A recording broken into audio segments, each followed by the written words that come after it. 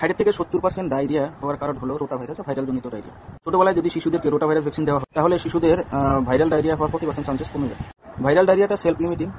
যদি আপনার শিশুর পাতলা পায়খানা হয়ে থাকে, পেটে কোনো ব্যথা নেই, পায়খানার সাথে কোনো রক্ত নেই, পেটে প্রচন্ড ব্যথা, ক্রাম্পিং ব্যথা নেই, তাহলে নর্মাল ডায়রিয়া হয়েছে। আর যদি পায়খানার সাথে রক্ত আসে, পেটে প্রচন্ড ব্যথা করে, তাহলে বুঝবেন যে কি মিক্স ইনফেকশন, নাহলে ব্যাকটেরিয়া প্রোটোজোয়া জনিত ডায়রিয়া হয়েছে। সাধারণ পাতলা পায়খানাতে ডাক্তারবাবুরা সাধারণত ওআরএস আর পানি বেশি খেতে বলে। তার সাথে সিভিয়ারিটি কম করার জন্য, ফ্রিকোয়েন্সি কম করার জন্য ডাক্তারবাবুরা জিঙ্কোনিয়া বা জিঙ্ক সিরাপ দিয়ে থাকে। এর সাথে গাটের যেটা গুড ব্যাকটেরিয়া যেটা আছে সেটার রেশিওটা মেনটেন করার জন্য প্রোবায়োটিক দেয়। প্রোবায়োটিক যেমন বিফিল্যাক, ভিজিল্যাক এগুলা।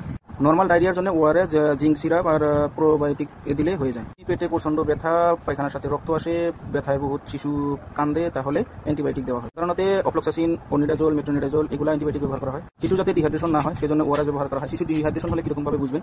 যদি দেখেন চোখটা ভিতর দিকে চলে গেছে, স্কিনের ইলাস্টিসিটিটা কমে গেছে, ওর দুটা যদি একদম শুকনো লাগে, তাহলে বুঝবেন যে শিশু ডিহাইড্রেশন হয়েছে। পর্যাপ্ত পরিমাণে পানি দিতে হবে, সাথে ওআরএস দিতে হবে। এবার ডিহাইড্রেশন হলে ডাক্তারবাবুরা অ্যাডমিট করে থাকে, পেশেন্টকে আইভি ফ্লুইড দিয়ে থাকে। তখন জিঙ্ক সিরাপ আপনার ডাক্তারবাবুরা কিভাবে দিয়ে থাকে শিশুদেরকে? জিঙ্ক সিরাপ যদি শিশুর বয়স 6 মাসের কম থাকে তাহলে 10 mg পার ডে দেয়, আর যদি 6 মাসের বেশি থাকে তাহলে 20 mg পার ডে দিয়ে থাকে। সিরাপের ডিউরেশন হলো 10 থেকে 14 দিন খাওয়ানো হয় শিশুদেরকে। তারপরে ডাক্তারবাবুরা বিফিল্যাক বা ভিজিল্যাক সিরাপ দিয়ে থাকে। বিফিল্যাক সিরাপে আপনাদের জল মিশিয়ে, ড্রাই সিরাপ থাকে, এটা জল মিশিয়ে মিক্স করে নিতে হয়। জলটা যেন গরম না হয়, কারণ এখানে প্রোবায়োটিকগুলো ব্যাকটেরিয়া, এগুলো গুড ব্যাকটেরিয়া, যদি গরম জল পায় তাহলে ব্যাকটেরিয়াগুলো খারাপ হয়ে যায়। সেজন্য আপনারা যদি গরম জল ব্যবহার করেন, গরম জল করে তারপরে জলটা ঠান্ডা করে তারপরে বোতলের সাথে মার্ক দেওয়া আছে সেই পরিমাণে আপনারা জল মিক্স করবেন। বিফিল্যাক সিরাপের ডোজ হলো, যদি আপনার শিশু 1 বছরের নিচে হয় তাহলে 2.5 ml দিনে 2 বার, আর যদি আপনার শিশু 1 থেকে 12 বছর পর্যন্ত বয়স হয় তাহলে 5 ml দিনে 2 বার খাওয়াবেন।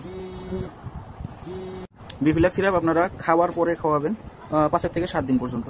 তাহলে ইলেকট্রাল, জিঙ্ক সিরাপ আর বিফিল্যাক হলো আপনার যদি ভাইরাল ডায়রিয়া হয়, তারপরে ইনডাইজেশন বা ল্যাকটোজ ইনটলারেন্সের জন্য যদি ডায়রিয়া হয়, আর যদি অ্যান্টিবায়োটিক অ্যাসোসিয়েটেড ডায়রিয়া হয়, মানে আপনারা অ্যান্টিবায়োটিক বলে কিভাবে বেমারের জন্য খাওয়াইতেছেন, সেজন্য আপনার পেটের যেগুলো ভালো ব্যাকটেরিয়া আছে সেগুলো মরে গেছে খারাপ ব্যাকটেরিয়ার সাথে, তখন আপনাদের গাটে যেটা গাট ফ্লোরা থাকে, গুড ব্যাকটেরিয়া ব্যাড ব্যাকটেরিয়া যেটা রেশিও থাকে সেটা পরিবর্তন হয়ে যায়, তখন সেই জন্য ডায়রিয়া হতে পারে। সেই জন্য আপনারা ইলেকট্রাল, জিঙ্ক সিরাপ, বিফিল্যাক সিরাপ খাওয়াবেন। যদি দেখেন যে কি মিক্স ইনফেকশন হয়েছে, পায়খানার সাথে রক্ত আসতেছে, পেটে প্রচন্ড ব্যথা, ডাক্তারবাবুরা অ্যান্টিবায়োটিক ব্যবহার করে থাকে। অ্যান্টিবায়োটিক অফ্লক্সাসিন, মেট্রোনিডাজোল ব্যবহার করে থাকে।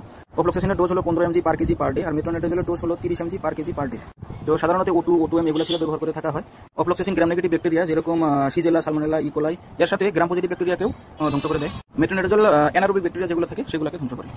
ওআরএস হলো আপনার ইলেকট্রোলাইট ইমব্যালেন্সের জন্য আর ডিহাইড্রেশন দূর করার জন্য।